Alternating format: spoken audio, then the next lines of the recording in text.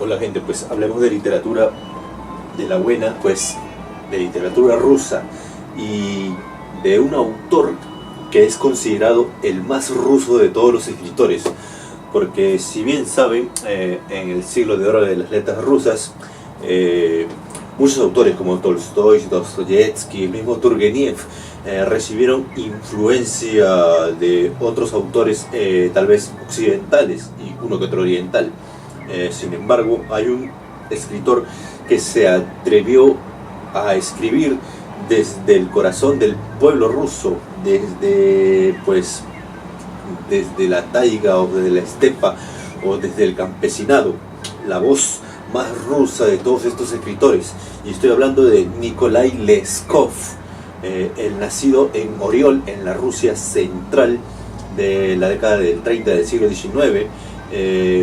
Nació en una familia entre lo humilde y la clase media, y pues desde temprano tuvo que trabajar para subsistir y ganarse una educación propia, ¿no?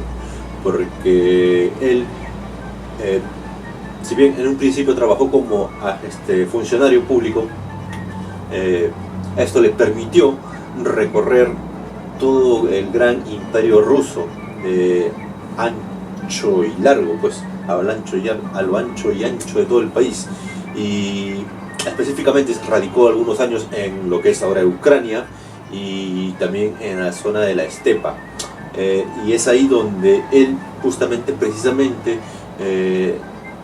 absorbe esa influencia de los grandes cuentos orales de los campesinos ucranianos, cosacos, polacos, y pues su obra se matiza en lo propio, en lo ruso, en ese sarcasmo fino, y sobre todo en la tenacidad y la vigorosidad de su prosa, ya que si lo lees, leer a Leskov es como adentrarse en la gran estepa rusa, en la Rusia de los zares, en la Rusia de los mujits, en la Rusia también de los samovares. Pero pues este autor, que justamente tiene dos grandes libros que se pueden nombrar como relatos o novelas cortas, muy cortas, exactamente La pulga de acero y Lady Macbeth de Vitex, que son dos clásicos imperdibles de la literatura rusa. En La pulga de acero, con ironía, critica a todo lo que es el chauvinismo de su propio país y a veces el atraso también que conlleva a esto, ¿no? Es un clásico de clásicos pues que La pulga de acero. Y en Lady Vitex también critica a la burguesía y también por ahí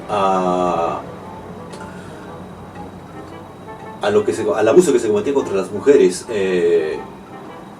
muy sometidas al matrimonio desde temprana edad, y pues en una sociedad muy machista del siglo XIX, pues prácticamente la mujer era como un mueble. Y por ahí en la heroína, Ekaterina, la heroína o antiheroína de este libro, pues si bien comete muchos crímenes a lo largo de la novela, uno por ahí puede tener cierta simpatía también por el sufrimiento que eso conlleva, ¿no? Con un matrimonio forzado, y una vida monótona, ¿no? Que le hace conseguir un amante. Es increíble, ¿no? Lady Macbeth es un librazo, pues. Y a través de su obra, precisamente, este autor, Leskov, justamente fue criticado. El mismo Tolstoy decía de Leskov que era un autor, justamente sus libros son para las generaciones futuras, ¿no? Y eso quiere decir que en ese momento mucha gente, sobre todo de los sectores más conservadores y de los sectores más de izquierda, lo criticaban, uno por sus propias críticas ácidas, hacia los nihilistas y hacia los grupos en rebeldía. Los izquierdistas le decían que era un conservador, un reaccionario y muchas cosas más, y los conservadores lo criticaban de muy pedante y muy antirreligioso, esto por sus críticas ácidas al clero del cristianismo o de la iglesia ortodoxa de Rusia, que vivía prácticamente en los tiempos bíblicos, se podría decir, ¿no? Porque, wow, por ejemplo, lo que se criticaba mucho de la iglesia ortodoxa era que ellos basaban su poder justamente en el sometimiento a los campesinos y en el apoyo a las clases gobernantes, la élite, ¿no? A los nobles, entre comillas, ¿no?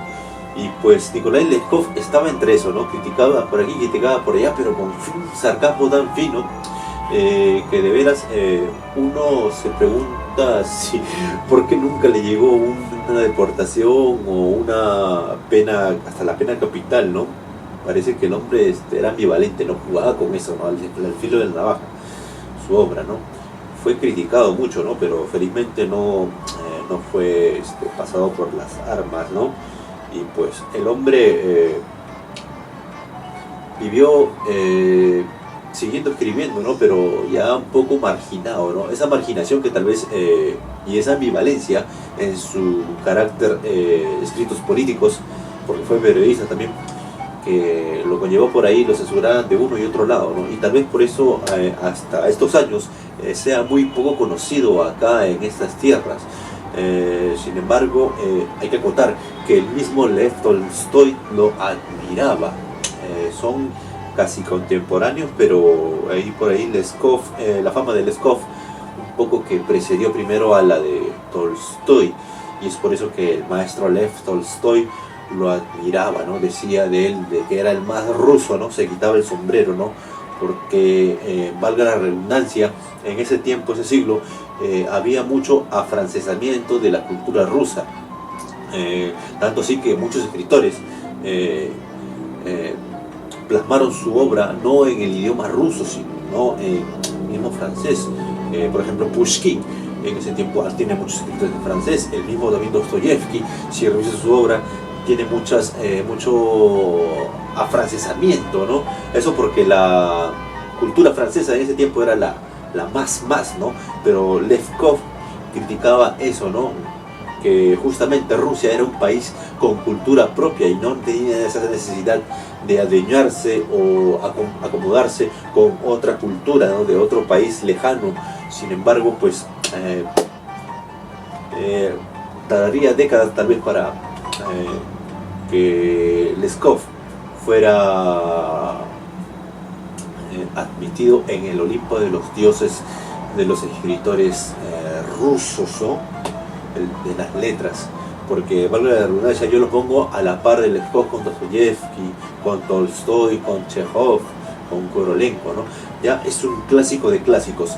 Y pues tu deber, si es que amas la literatura rusa, la literatura eslava, pues es leer a este autor que te les recomiendo, Nikolai Leskov. Pues gente, pues sin más que decirte, pues nos vemos en otro video, pues gente, hablamos, aguante la literatura rusa.